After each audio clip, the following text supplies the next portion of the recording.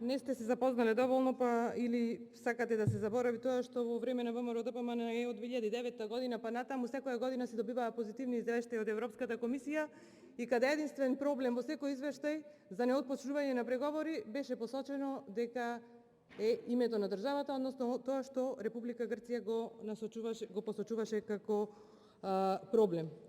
Почитувана колешке, заборавивте кога зборувавте дел од таа влада која што ја критикувате на ВМРО-ДПМН беше токму министерот за кој што денес има интерпелација. И ова што го кажавте за ВМРО-ДПМН всушност се однесува на Никола Димитров, имајќи ги во предвид сите позиции и сите функции кои што ги имал во претходните влади на ВМРО-ДПМН и успесите кои што ги имала тие влади или според вас неуспесите кои што ги имала. И благодарам, почитувана колешке, што со вашиот говор вие всушност дадовте подкрепа на интерпелацијата на ВМРО-ДПМН дека е на вистинска интерпелација за вистинскиот човек, затоа што повторно ќе речам, мислејќи дека го критикувате ВМРО-ДПМН, вие всушност и дадовте поддршка на опозицијата дека интерпелацијата на вистина е на место.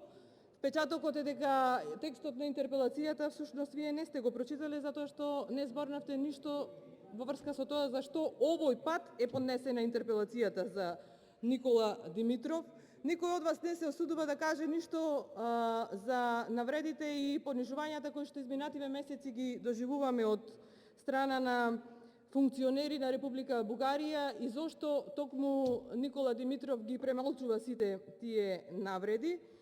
Очигледни се вашите непознавања за историјата и очигледно е дека Скопје 2014 ви боди очи, меѓутоа добро е да земете да го прошетате проектот Скопје 2014 со надеж дека ќе научите нешто за нашата историја, за историјата на македонскиот народ и дека конечно ќе почнете да си ја сакате Република Македонија и тоа јавно да го кажувате.